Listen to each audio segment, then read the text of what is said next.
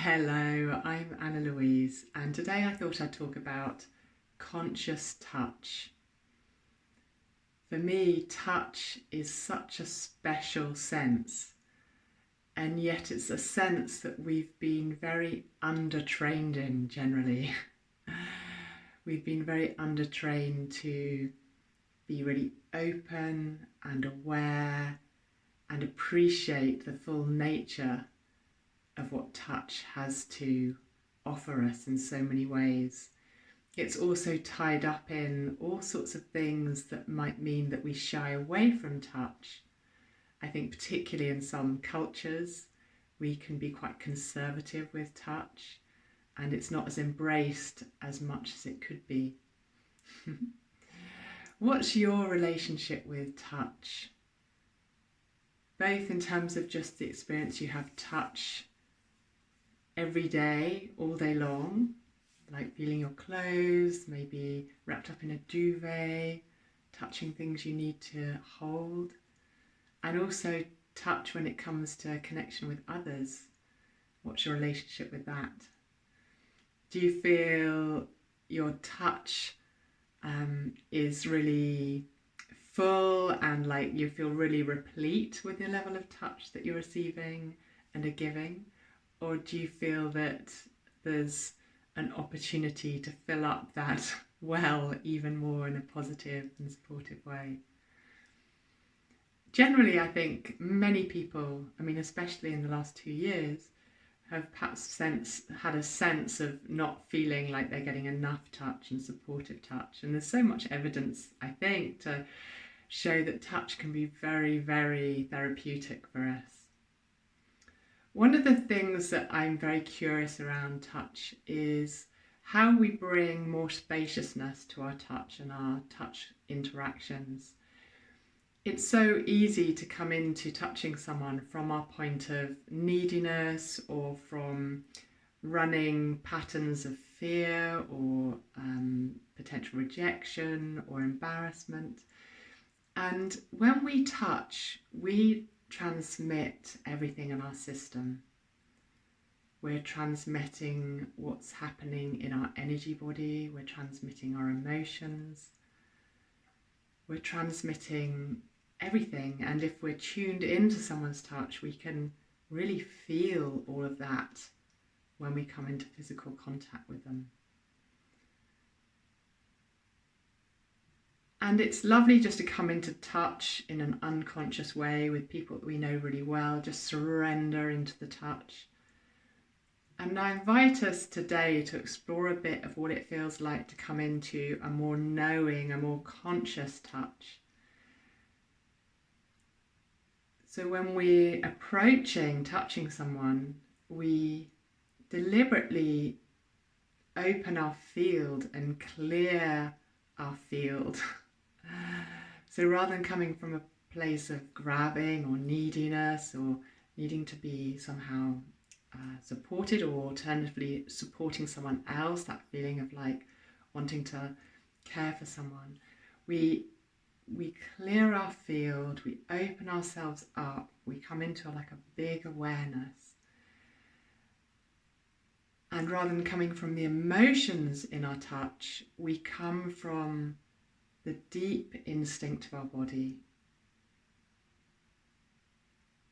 So it's a slower, more listening process and connection. I remember a friend of mine a number of years ago, we'd recently come into friendship and he came in to hug me and I was just like, by allowing myself to be really open, I could tell that I wasn't ready to be hugged, like I just tell that I just wanted to slow the process down of coming into the hug and to be able to feel all the layers in between. And in that way to be more available rather than just go. How often have you seen someone sort of almost grab onto someone when they come into a hug? It's almost like they ignore all of that information in between the impulse to hug and that physical action because of potentially all of those layers of fear and potentially rejection or embarrassment or all sorts of things. If we can just slow it down and listen, it becomes so much more delicious and restorative at a deeper level. And this can be something that's invited consciously with people around us to say, how about we experiment with touch? And it could just be a hand, and allowing our hands to come together. And notice where there's the pause, waiting for some level of permission in our whole system, keeping our field really open. And then maybe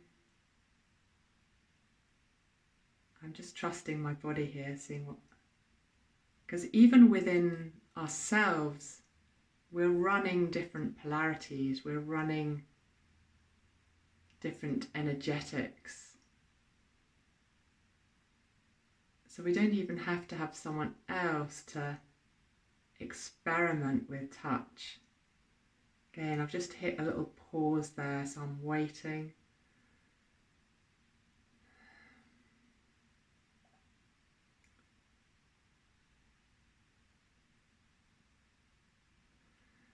Trusting my body entirely, not thinking about what my hands are doing, not trying to get anywhere.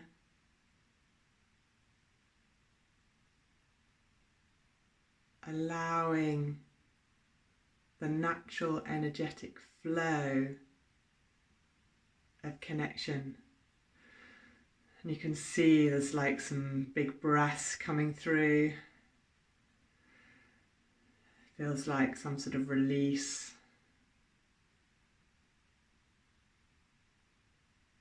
Real patience. Now I'm just getting some actual physical contact there. And the delicacy of my physical contact is super beautiful. Often when we come into touch, we come into quite a strong physical contact. And yet the most enchanting physical contact can be the lightest, most delicate, the contact that deeply listens and respects the other without putting our agenda. Like what I'm feeling now is this real sense of delicacy and lightness and tenderness.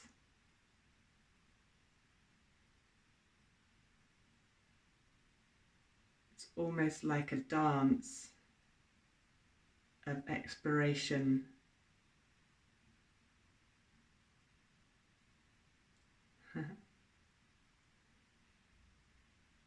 So how do you feel trying that for yourself, just with your own hands? So you can bring your hands up and allowing the pauses, dropping away the thoughts. If you are thinking, just allowing the thinking to be there, but not putting any agenda. Not copying me, trusting your own body and process.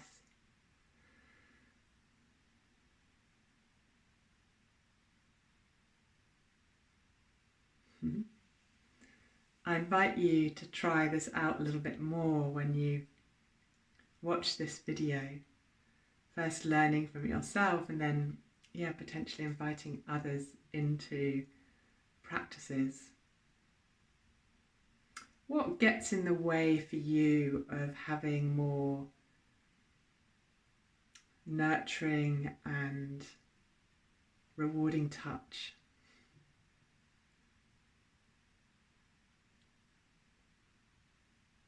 So some people might say perhaps not having a partner.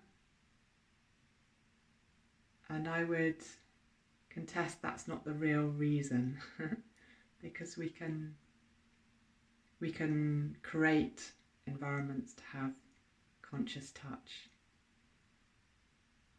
So if we put maybe that reason aside, or it could be that a partner, our relationship in touch with a partner isn't feeling congruent for whatever reason. So if we put any of that aside, and then once again, what's stopping us from having more conscious touch? Perhaps awareness, embarrassment about asking. Perhaps we haven't thought about going to a workshop or an event around this territory that would open ourselves up.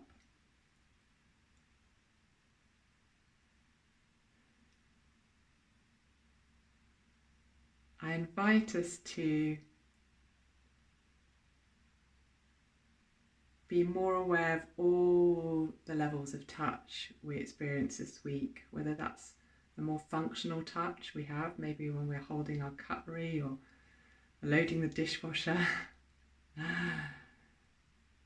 or the more nurturing touch which we might have for ourselves, like snuggling up with a blanket, or maybe stroking ourselves, massaging ourselves, holding ourselves. And then noticing as well how we respond to touch with others. Do we shy away? Do we move towards? Do we have an impulse but there's something that's pulling us back? Do we have aversion? Does that change between the people? I imagine it might do.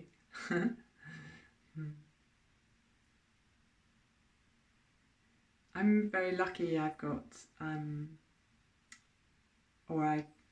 say maybe I'm not lucky, it's what I've created, right? I have lots of friends, and we're able to come into like really long listening hugs with each other without the neediness, just like holding each other in deep listening. And a hug might last 5 minutes. There's no embarrassment, or